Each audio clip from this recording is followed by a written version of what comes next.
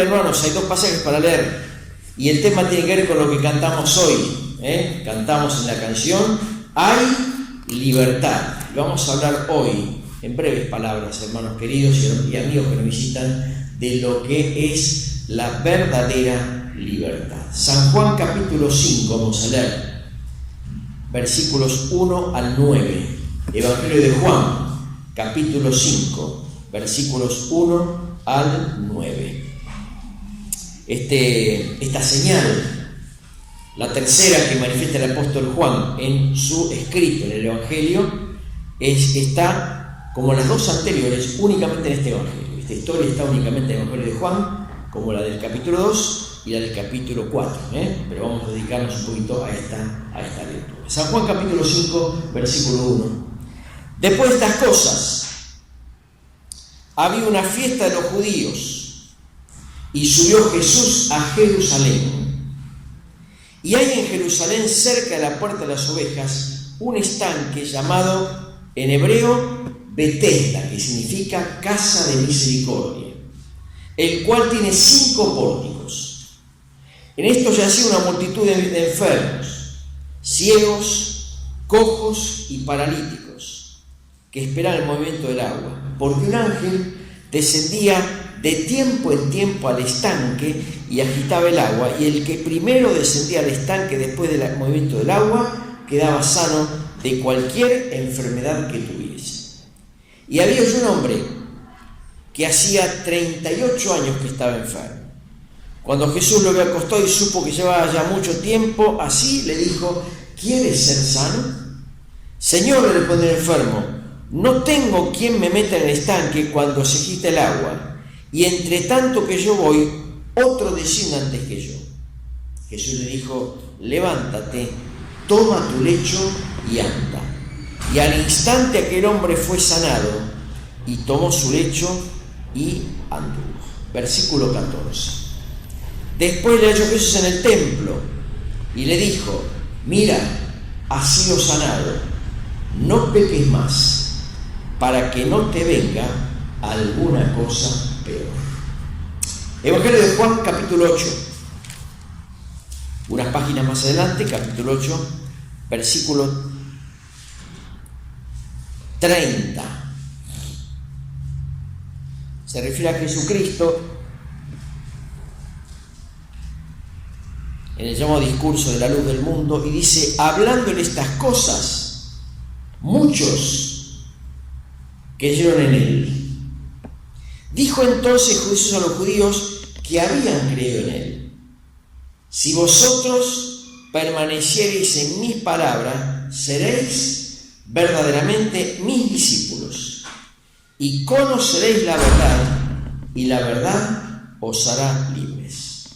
Le respondieron: linaje de Abraham somos, y jamás hemos sido esclavos de nadie. ¿Cómo dices tú, seréis libres? Jesús respondió: de cierto os digo, que todo aquel que hace pecado, esclavo es del pecado. Y el esclavo no queda en la casa para siempre, el Hijo sí queda para siempre. Así que, si el Hijo libertare, el Hijo con mayúsculas, seréis verdaderamente libres. Versículo 47. El que es de Dios, las palabras de Dios oye. Por esto no las oís vosotros, porque no sois de Dios. Dios bendiga la palabra, hermanos, que hemos leído esta mañana, y nos ayude a compartir unos pocos minutos considerando este tema en el cual queremos detenernos algunos instantes, que es pensar y hablar acerca de qué es la verdadera libertad. Cuando Pablo tenía la conducción de la reunión, él hablaba de lo que hemos celebrado en esta última semana, los acontecimientos de la llamada Semana de Mayo y lo que tiene que ver con la historia en la República Argentina. La semana de Mayo que recordamos es una semana que culminó con el 25 de mayo de 1810, donde se constituyó el que conocemos como el primer gobierno patrio. Y hay una serie de ciudadanos algunos argentinos y otros españoles constituyeron la primera junta que estudiamos y que recordamos en esta ocasión. Ahora, esta gesta libertadora se inspiró en la Revolución Francesa, que aconteció en el año 1789, y también en la independencia de Estados Unidos del cautiverio o del dominio de Gran Bretaña, que se fue en el año 1776. Estos dos acontecimientos históricos inspiraron a las personas de aquella época para intentar, de alguna forma, esta gesta libertadora, que culmina con la independencia, que se celebró en julio de 1816. Es decir, que esta cadena de hechos, de gestos reivindicatorios, de anhelo de emancipación, recién encuentran su plena realización a partir de julio de 1816. Durante este lapso de 6 años hubo una serie de acontecimientos que pusieron en germen la necesidad de la libertad. Allí Argentina, o los miembros o las personas de aquel virreinato Río de la Plata, se constituyeron a partir del 16 como un pueblo independiente de la dominación española. Bueno, esta es la historia, que la mayoría de nosotros conoce y que no hace falta repasar, pero sí para ponernos en contexto de lo que vamos a decir. Ahora, ¿qué tiene que ver esto con el mensaje? Bueno, tiene que ver porque lo que tenemos que decir esta mañana es que los pasajes que leímos tienen que ver con la libertad y con la necesidad de una vida nueva, con nuevos horizontes y con nuevas expectativas. En el plano espiritual, lo que quiere Jesucristo hoy es que todos nosotros, los presentes en esta mañana, conozcamos y alcancemos lo que es la verdadera libertad. Yo quiero compartir, hermanos, 2 pensamientos en base a los 2 pasajes leídos sobre el tema de la verdadera libertad. En primer lugar, la verdadera libertad implica la victoria contra la resignación. Primer punto a considerar. La verdadera libertad implica la victoria contra la resignación. San Juan capítulo 5, leímos la historia de un hombre enfermo y diría también un hombre resignado. Y esto es lo peor que le puede pasar a un enfermo, cuando pierde la expectativa de su salud, de que alguna vez va a sanar. Cuando esto ocurre, somos esclavos de la resignación. Es decir, que el primer punto que quiero poner en claro en esta mañana es este, queridos hermanos y amigos. La verdadera libertad tiene que ver con la victoria contra la resignación. San Juan 5 nos habla de esta historia.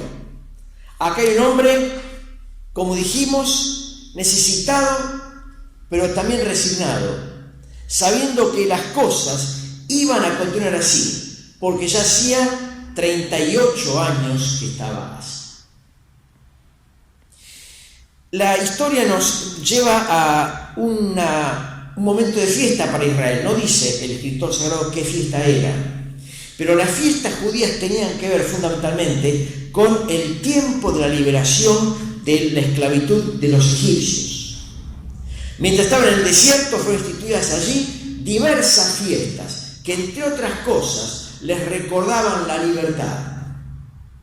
Y seguramente en Judea había una de estas fiestas. Y Jesús fue a la fiesta. Y estando en aquel lugar, concurrió a aquel lugar el estanque de Betesda, del cual leímos que, quiero ser claro con esto, parecía tener propiedades milagrosas. La tradición judía, y esto también quiero ser claro, hablaba de esto que leímos nosotros. Es decir, que de tanto en tanto venía un ángel, agitaba las aguas y cualquier enfermo que llegaba primero se sanaba de cualquier enfermedad que tuviese. Algunos historiadores, algunos estudiosos, dicen que esta agua del estanque tenía propiedades termales con sales que eran curativas y que en determinadas circunstancias había algún movimiento en estas aguas que hacía ascender estas sales, y esto generaba que la persona que se acercaba allí a bañarse en aquel momento podía verse librado de la enfermedad. Lo que hace Juan aquí en el Evangelio es tomar mención de esto que decían la gente de Judea en aquel momento. Tampoco vamos a negar, digamos, la veracidad de que realmente puede ser un ángel que descienda y moviera las aguas. Pero estos son los elementos históricos que hacen el pasaje. Juan toma lo que en aquel momento se narraba entre los judíos. Pero fíjense el detalle. Allí había una multitud de enfermos. No había 4 o 5. La descripción del evangelista es que había una multitud.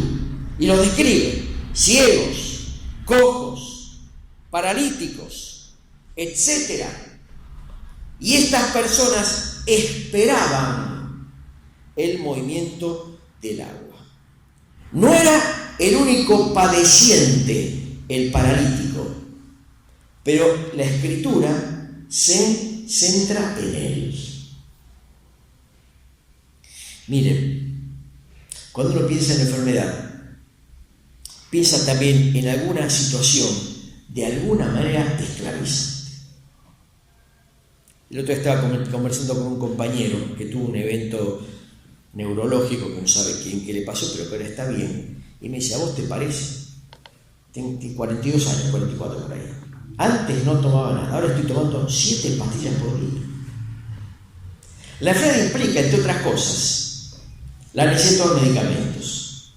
Y uno se hace esclavo, dependiente de los medicamentos. Yo tomo 4 o 5, no me acuerdo cuántos tomo, ya me olvido, ¿está? Pero van a venir más seguramente. Pero uno sabe que si no toma el medicamento no funciona como debería.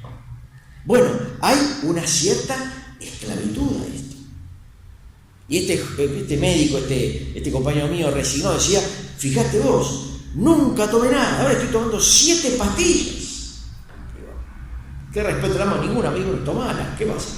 No tenés otra alternativa, tenés que tomarla. No, tenés que tomarla.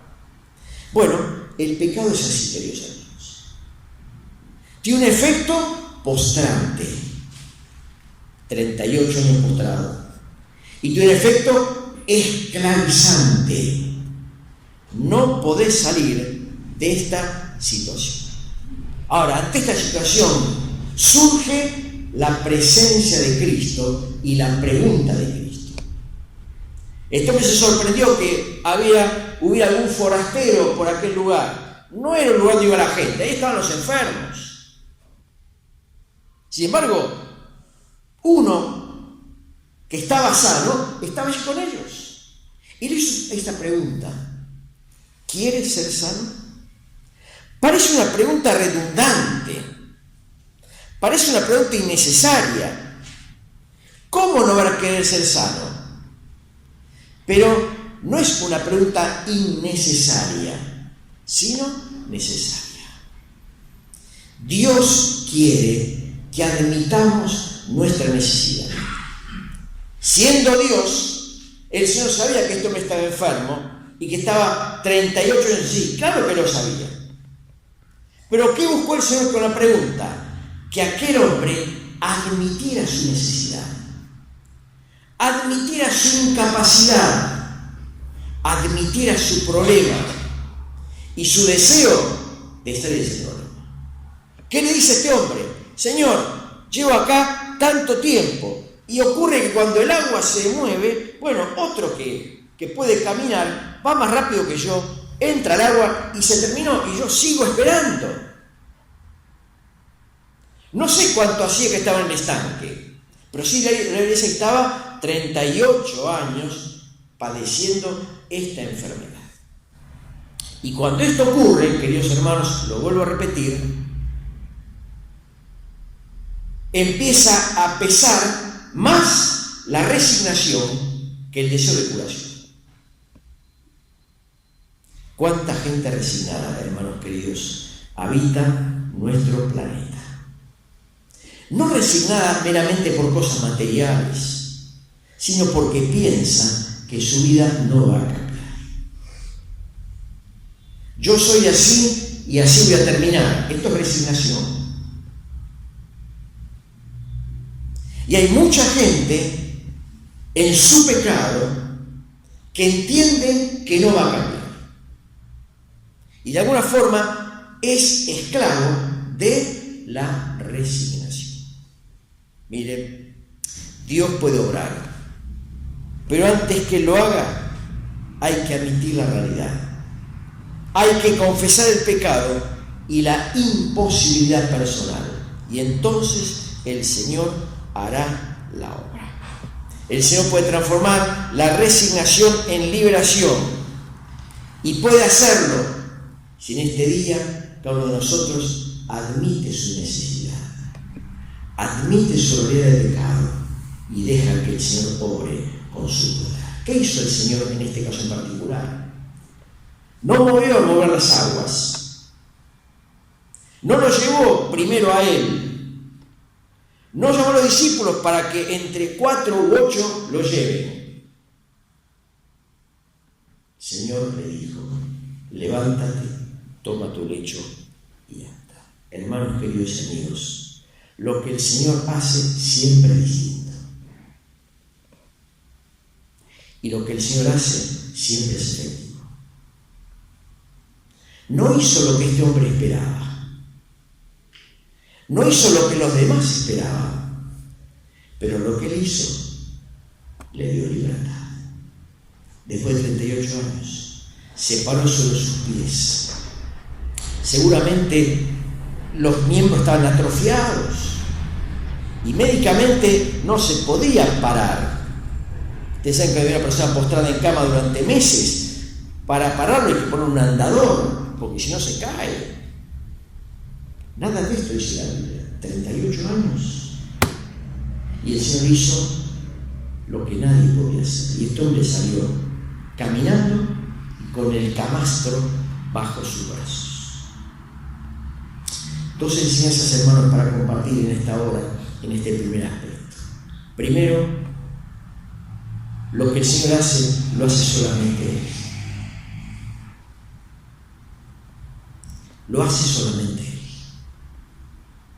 Como dijimos antes, sus métodos no son los que yo espero, pero sus métodos siempre son eficaces.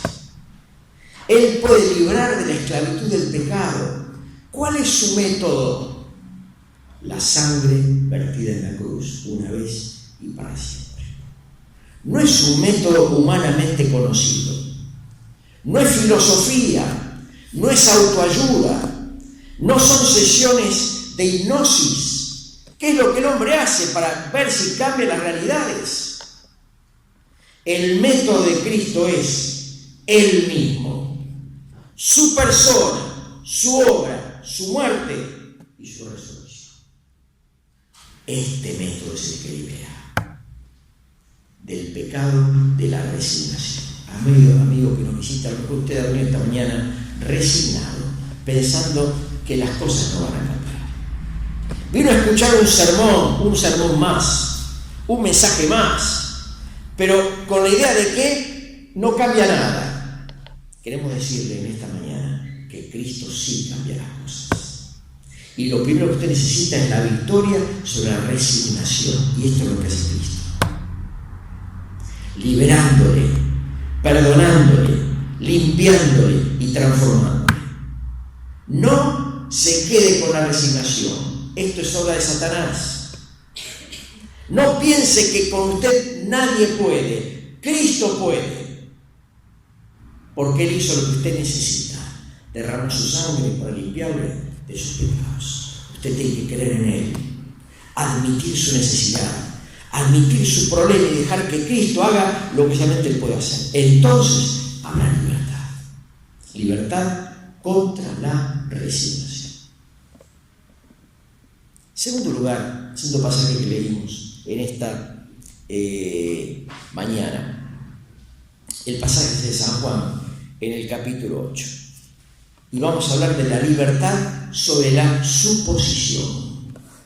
Libertad sobre la suposición. Habla el Señor con algunos judíos que, escuchando al Señor hablar, dice, habían creído en Él.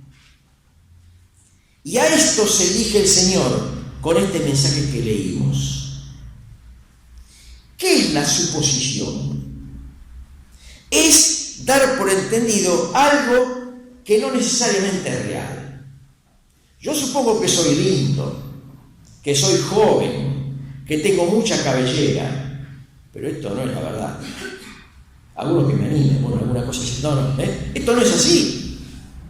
Yo supongo algo que no es real. A veces puedo suponer que estoy sano, que no tengo problemas, pero voy al médico, me hago unos análisis y me doy cuenta que no estoy tan sano como creía. Colesterol 340, triglicéridos 904. Bueno, yo me siento bien, pero no estoy bien. Supongo algo que no es real. Esto es la suposición.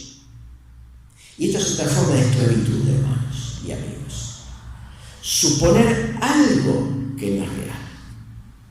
Estos judíos suponían que eran libres. Suponían algo que en realidad no tenían. Estas palabras van dirigidas a aquellos que manifestaron que habían creído, pero que a lo mejor no era la realidad. La fe verdadera se muestra con lo que dice el versículo 31. Dijo a los judíos: si vosotros permaneciereis en mis palabras, seréis verdaderamente mis discípulos. La fe verdadera se muestra cuando la palabra permanece en nosotros. Hay tres cosas a marcar en este pasaje brevemente, queridos hermanos y amigos. Primero, el carácter del verdadero discípulo. El verdadero discípulo es aquel que permanece en la palabra. No es que permanece en la palabra para ser discípulo, sino porque es discípulo, permanece en la palabra. ¿Se entiende el concepto? No es que hay que rigurosamente hacer todo para demostrar que soy o para ser creyente. No. Aquel que ha creído en Cristo naturalmente permanece en la palabra. Primer concepto que el Señor aclara. El carácter del verdadero discípulo, aquel que permanece en la palabra, no para ser discípulo, sino porque ya es discípulo. Segundo punto que aclara el pasaje, el privilegio del verdadero discípulo. Dice el versículo 32, y conoceréis la verdad.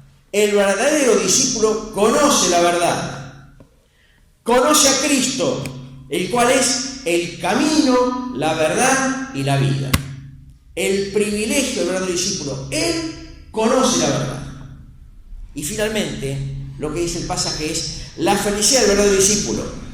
La verdad os hará libres. Y aquí está el concepto. Somos libres cuando conocemos la verdad.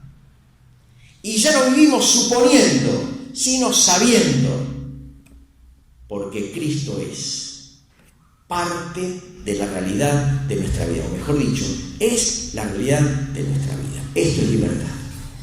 Esto es libertad. Estos hombres se enojaron. Le dijeron al Señor: linaje de Abraham somos y nunca hemos sido esclavos de nadie. ¿Cómo nos decís a nosotros seremos libres? Pensaban que eran libres, suponían que eran libres, porque venían de una historia patriarcal, de los grandes patriarcas hebreos. Y ellos suponían que esto se les había pegado a la piel. Y no era así. Jamás hemos sido esclavos de nadie. Mentira. Esclavos de los egipcios, esclavos de los babilonios, esclavos de los persas, esclavos de los asirios. Y ahora, cuando escriben esto, esclavos de los romanos. Porque los judíos estaban dominados por Roma. Así que no era tan así. el concepto y la definición de Cristo cuando escuchó estas palabras fue tajante. ¿Qué dijo el Señor? Todo aquel que hace pecado, esclavo es del pecado. Ellos hablaban de la cosa nacionalista. Cristo hablaba de la realidad espiritual. Ellos defendían una postura nacional, cultural. Cristo hablaba de lo interior. Y les dijo y nos dice a nosotros: todo aquel que hace pecado, esclavo es del pecado. Así que si usted esta mañana se supone religioso, se supone una persona correcta, que no hace mal a nadie, tenemos que dar una mala noticia. Usted supone esto, pero en realidad Cristo le dice que usted es esclavo del pecado. Porque todos somos pecadores, dice la Biblia, no digo yo. Y estamos destituidos de la gloria de Dios. Todo aquel que hace pecado es esclavo del pecado. Cristo presenta una definición tajante y realista para aquellos hombres que lo escuchaban. Pero Cristo también define la sustancia liberadora. Así que, si el Hijo con mayúscula os libertare, seréis verdaderamente libres. Cuidado, queridos hermanos y amigos, con el pecado de la suposición. Necesitamos ser libres de la suposición. Y el mensaje es: si el Hijo os libertare, seréis verdaderamente libres. Nos suponemos santos porque no faltamos a ninguna reunión. Nos suponemos cristianos porque nos bautizaron y tomamos la comunión cuando éramos chicos. Nos suponemos salvos porque leemos la Biblia y en realidad vivimos en el pecado. Somos esclavos del pecado y sin la real libertad que viene de Cristo y de su obra en la cruz, no hay manera de dejar de ser esclavos. Solo el Señor libra de la suposición y trae salvación. Dijo el Señor en el versículo 47: el que es de Dios, las palabras de Dios oye. Y le dijo a ellos: por esto no las escuchan ustedes, porque no son de Dios. El que es de Dios, las palabras de Dios oye. Queremos ser libres, como cantamos en esta mañana, libres de la resignación, libres de la suposición. Vengamos a Cristo, para que Él nos limpie, para que Él nos perdone, para que Él nos transforme.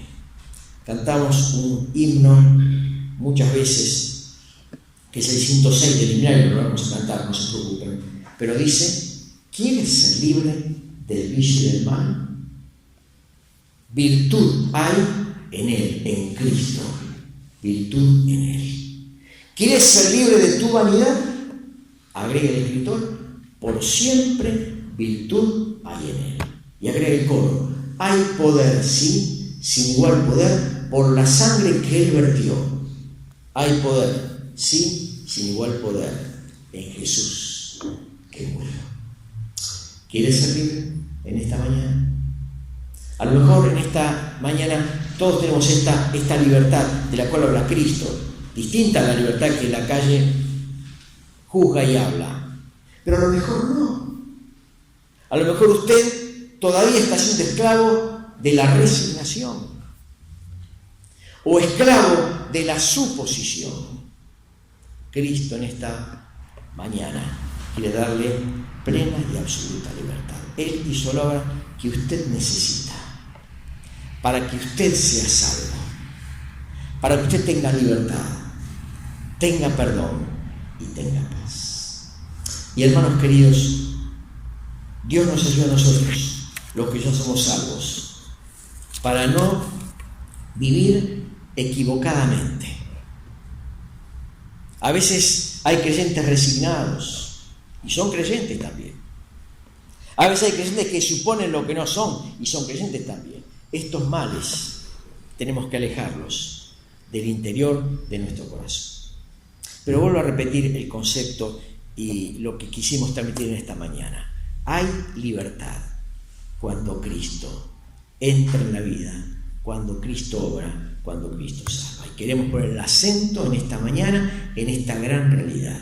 Dios quiere orar en vos, en usted, para que tengas verdadera libertad. Fuera con la resignación, fuera con la suposición. Cristo quiere librarnos de esta tremenda esclavitud. Vamos a terminar orando en esta mañana, pero como siempre decimos, por favor, lo repito, por favor, no se vaya usted si tiene dudas. Queremos que Cristo sea el libertador personal de su vida en esta mañana. Y está a su disposición cuando usted cree de corazón y le acepta como Salvador personal. Vamos a ponernos de pie, vamos a terminar orando al Señor. Y luego queremos, si alguno quiere recibir a Cristo y ser libre de verdad, acérquese a los primeros lugares para que podamos ayudarle espiritualmente y usted tenga esta bendición de ser libre por la obra y la persona de Jesucristo. Oramos al Señor. Gracias te damos, Padre, por el tiempo que nos diste, por la oportunidad que nos diste de poder hablar de estas cosas y volver a transmitir, Señor, la gran verdad que solamente en Cristo hay libertad.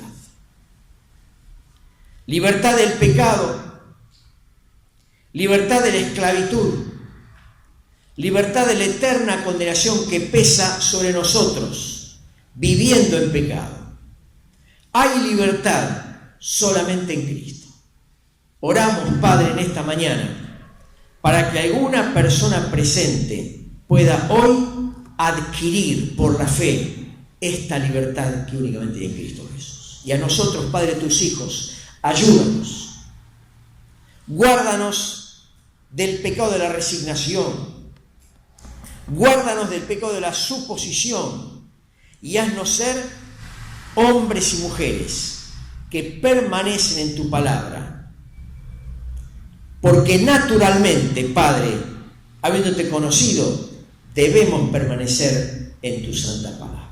Bendice a la iglesia, Padre, gracias por darnos la bendición de compartir tu palabra, tanto a los mayores como a los niños. Prospera esta palabra en los corazones y llévanos a casa con bien, meditando en estas cosas y resolviendo, Padre amado, este problema espiritual. La gloria a tu nombre, Padre, obra en cada corazón.